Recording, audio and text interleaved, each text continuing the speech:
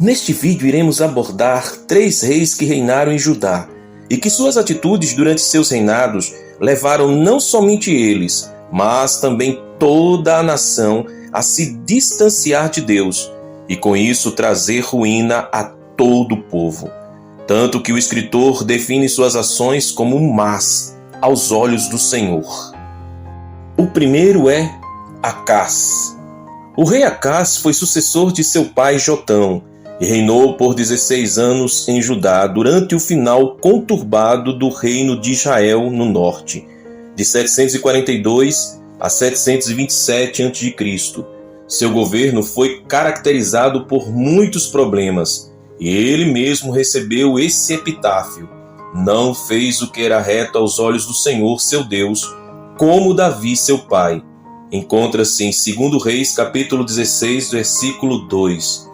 Acás conquistou essa reputação por aprovar a colocação das imagens dos ídolos assírios no templo de Jerusalém, conforme podemos ver em 2 Reis, capítulo 16, do versículo 10 ao versículo 16. Segundo Crônicas, capítulo 28, versículo 23, diz que ele ofereceu sacrifícios aos deuses de Damasco, o que significa que criou um sincretismo tão profundo com outras religiões que essas assumiram uma forma peculiar em Judá. Apesar das reformas que foram feitas posteriormente por seu filho Ezequias, Acás havia lançado o reino do sul no mesmo caminho pelo qual o do norte tinha andado antes. A queda de Judá finalmente aconteceu em 587 a.C. O profeta Isaías estava em atividade nessa época, e os capítulos 7 a 10 de seu livro nos dão uma visão do estado do governo de Acás. Ele já começara seu reinado diante de alguns problemas consideráveis. Havia um certo tipo de coalizão entre a Síria e Israel contra Judá. Uma promessa, contudo, foi feita por meio do profeta Isaías, que seria suficiente para fortalecer sua confiança. Se não o crerdes, certamente não ficareis firmes. Isaías capítulo 7, versículo 9, a parte B. A verdade, contudo, é que com essa confiança já comprometida, a queda de Judá tornou-se inevitável e Deus usou a Babilônia como seu instrumento para trazer o juízo divino. Como fica claro, a ruína política do reinado do rei Acás teve a ver com a sua ruína religiosa. Acás foi muito idólatra. Ele construiu altares e sacrificou a outros deuses. Toda a perversidade de Acás ficou evidente diante do fato de que ele apresentou ofertas no vale de Inom e chegou a queimar seus filhos em sacrifício, imitando os costumes dos povos pagãos, conforme podemos ver em 2 Crônicas, capítulo 28, versículo 3. Por tudo isso, a Bíblia identifica o rei Acás como alguém que não fez o que era reto aos olhos do Senhor, preferindo aquilo que era abominável e provocando a ira de Deus. 2 Crônicas, capítulo 28. Quando o rei Acás morreu, ele foi sepultado em Jerusalém, mas não nos túmulos reais, e seu filho Ezequias reinou em seu lugar, conforme vemos em 2 Crônicas, capítulo 28, versículo 27. Como podemos ver, a irresponsabilidade desse líder. Temos aqui um homem fraco, um pai não qualificado, sacrificou seu filho aos ídolos. Em 2 Reis, capítulo 16, versículo 3, menciona este fato triste. E um péssimo governante. Por sua vez, o sacerdote que deveria ser a consciência do rei e de sua nação, simplesmente sem questionar em nada, cumpre urgentemente as ordens idólatras do rei nos mínimos detalhes, conforme podemos ver em 2 Reis, capítulo 16, versículo 11. Urias também foi pragmático. O rei mandou: quem sou eu para enfrentá-lo? Afinal, o soberano é louco. Não foi ele mesmo quem queimou seus próprios filhos? Imagine o que ele faria comigo se eu o desobedecesse. Pode ter racionalizado, mantendo seu coração tranquilo enquanto se alimentava ilicitamente de um sacerdócio que perdera o seu sentido. O povo simplesmente seguiu o rei e o sacerdote. Daí a ruína do povo, conforme podemos ver em 2 Crônicas, capítulo 28, versículo 23.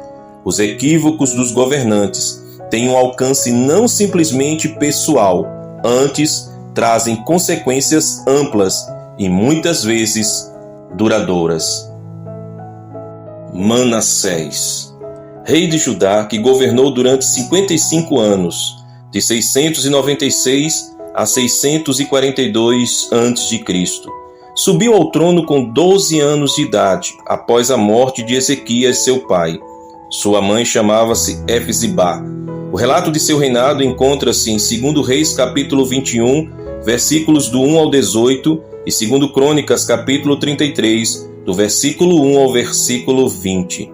Lamentavelmente, seu governo não começou da mesma maneira que o reinado do seu pai, com um grande avivamento. Conforme podemos ver em 2 Reis, capítulo 21, versículo 2.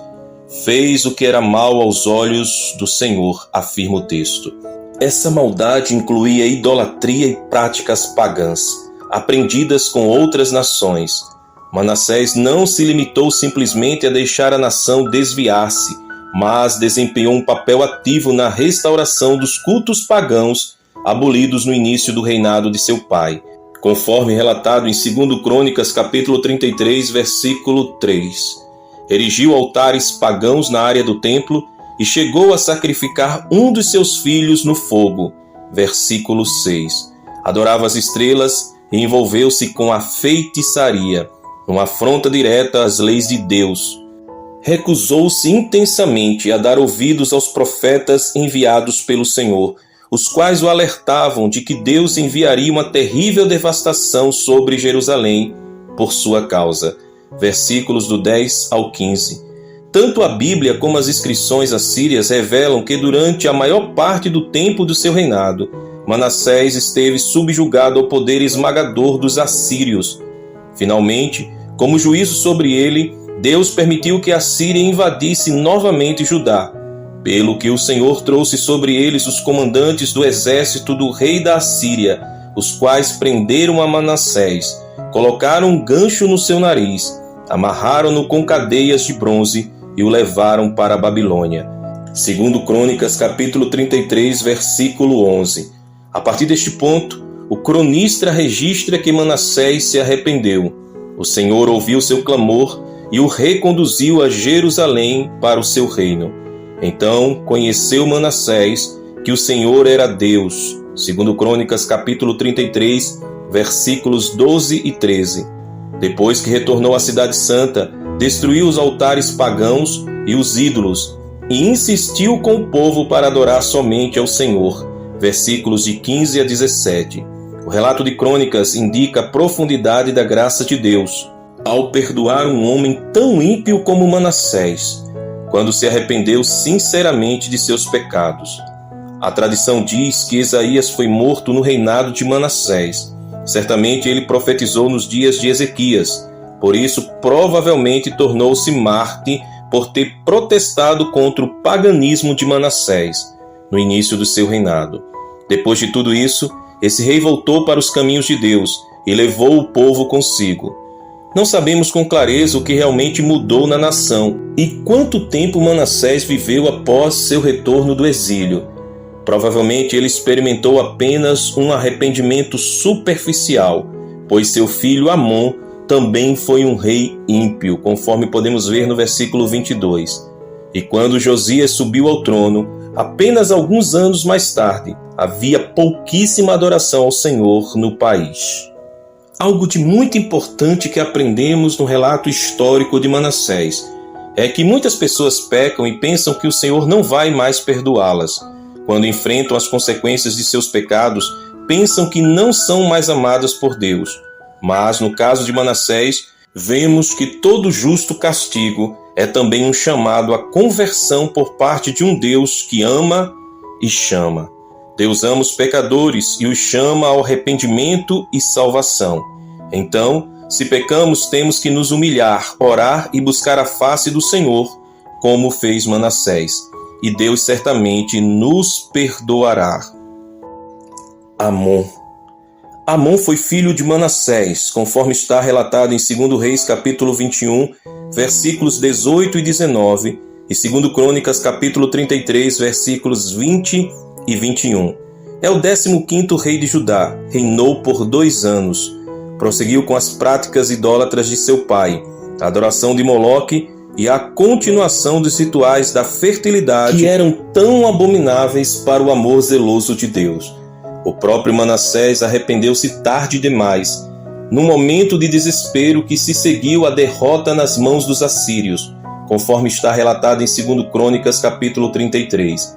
Evidentemente, sua conversão foi muito demorada para ter alguma influência sobre o filho Amon, que não se humilhou perante o Senhor, como Manassés seu pai se humilhara. 2 Crônicas, capítulo 33, versículos 22 e 23. Amon era odiado pelo povo, que já suportara o suficiente da tirania de seu pai. Foi então assassinado por seus servos, com 24 anos de idade. 2 Crônicas, capítulo 33, versículo 24, faz esse relato. Em seu lugar, o povo colocou Josias, seu filho, como rei. O texto bíblico nos informa que Amon andou em todo o caminho em que seu pai andara. Caminho é modo de vida, é procedimento. Nossos caminhos são resultados das escolhas que fazemos.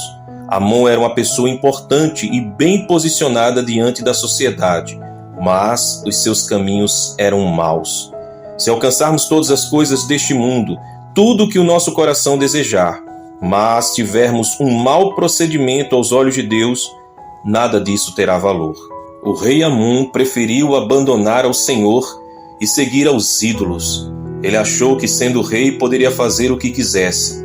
Muitos têm essa atitude hoje e dizem: eu faço o que quero e ninguém tem nada a ver com isso. Amon se esqueceu de que existe um rei nos céus e que todos nós somos seus servos. O nome Amon deriva do deus egípcio Amon. Nasceu da união entre o seu pai, o rei Manassés, de Judá, e Mesulemete, filha de Aros, de Jotibá. Amon se casou com Gedida, filha de Adaías, de Boscat. Que possamos fazer como o salmista, que nos traz uma lição fundamental quando ora ao Senhor dizendo: escuta minha oração, Senhor. Atenta para minha súplica. No dia da minha angústia clamarei a ti, pois tu me responderás. Nenhum dos deuses é comparável a ti, Senhor. Nenhum deles pode fazer o que tu fazes, pois tu és grande e realizas feitos maravilhosos. Só tu és Deus. Salmos 86, do versículo 6 ao versículo 8 e o versículo 10. Se você gostou e ainda não é inscrito em nosso canal, te peço com todo carinho, se inscreve, curte, comenta e compartilha. Tenho certeza que este canal é uma bênção para a sua vida, mas também quero te dizer, você é uma bênção para nós. Que Deus te abençoe e te guarde.